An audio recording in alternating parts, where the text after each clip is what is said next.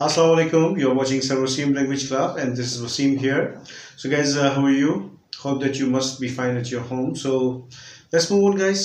हम video start करते हैं. So, guys, आज हम आपके लिए कुछ स्पोकन एक्सप्रेशंस लेकर आए हैं. कुछ ऐसे एक्सप्रेशंस जो आपकी स्पीकिंग को, आपकी रोज़मर्रा की बोलचाल को इम्प्रूव करने में आपके लिए काफ़ी कारगर साबित होगा. सो गाइज वीडियो देखें, और अगर आपने चैनल अब तक सब्सक्राइब नहीं किया है तो come on subscribe the channel now. Okay, so guys आज की वीडियो है कुछ स्पोकन एक्सप्रेशंस के हवाले से. आज हम आपको बताएंगे कुछ ऐसे वर्ड्स, कुछ ऐसे एडजेक्टिव फ्रेजेस जो अगर आप जान लें तो आप कई किस्म के सेंटेंसेस को बड़े आराम से बोल सकते हैं. जैसे कि अक्सर हम एक सेंटेंस बोल रहे होते हैं कि भाई मैं इस काम में तो बड़ा माहिर हूँ, राइट. या आप बोलते हैं भाई ये काम तो मेरे बाएं हाथ का खेल है. या आप बोलते हैं भाई मैं इस काम में बहुत एक्सपर्ट हूँ. तो गाइस ये सारी बातें करने के लिए बस आप एक वर्ड, अगर आपके पास एक वर्ड जो मैं आज बताने जा रहा हूँ ये अगर आपके जहन में हो तो आप ये बातें आराम से कर सकते हैं. Right, what is the word? The word is good eight.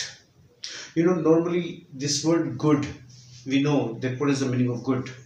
तो गुड की एक आम मीनिंग होती है अच्छा, मगर जब हम कहते हैं गुड और सिर्फ गुड को यूज़ करते हैं तो इसका मतलब हम किसी नाउन के बारे में उसकी क्वालिटी बता रहे हैं. कि वैसे फॉर एग्जांपल आप बोलोगे he is a good boy, ठीक है. या बोलोगे भाई this city is good place, right. या बोलोगे भाई this is a good chair. तो आपने ये चेयर को अच्छा कहा, सिटी को अच्छा कहा, बॉय को अच्छा कहा, तो ये तो आप सिर्फ उस नाउन की खासियत बता रहे हैं, उसकी क्वालिटी बता रहे हैं.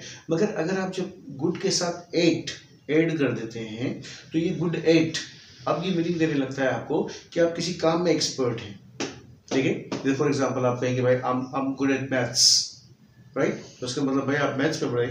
तो गाइस इन सेंटेंसेस को यूज़ करने के लिए आपने क्या करना है, आपने सब्जेक्ट लेना है. सब्जेक्ट के बाद इज एम आर में से कोई भी चीज़ यूज़ कर लें सब्जेक्ट के हिसाब से, और उसके बाद फिर आपने गुड एट लेना है. और गुड एट के बाद जिस चीज़ में भी आप एक्सपर्ट हैं, अब अगर कोई एक्टिविटी है तो आप सिर्फ वर्ब को आईएनजी फॉर्म में ले लें, और अगर वो कोई नाउन है तो डायरेक्ट नाउन लगा दें.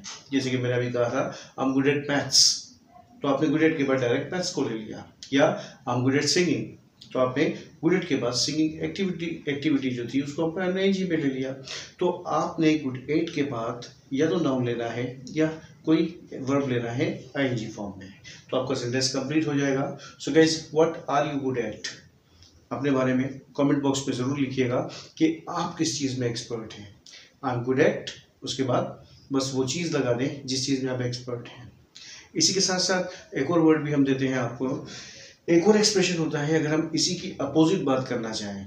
गुड एट का मतलब हो जाएगा कि आप किसी चीज़ में माहिर हैं, एक्सपर्ट हैं. अगर आप कहना चाहें कि भाई इस काम को करने में मैं बहुत बुरा हूँ, ये काम मुझसे नहीं होता, ये मेरे बस की बात नहीं है, तो अगर ये बात आप कहना चाहें तो आप इंग्लिश में एक वर्ड यूज़ कर सकते हैं बिल्कुल इसी तरह से, लाउजी एट.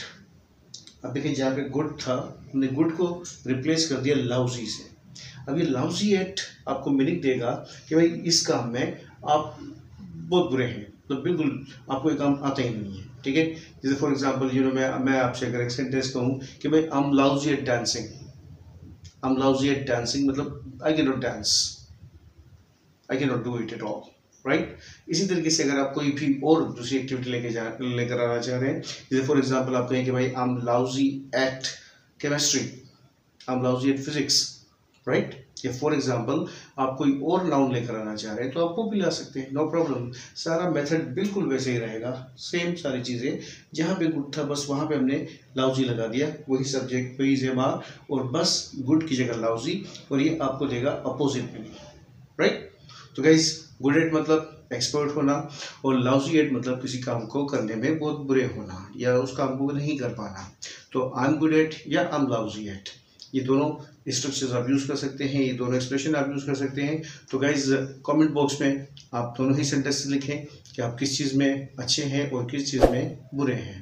तो अपने सेंटेंसेस कमेंट बॉक्स में ज़रूर लिखिएगा.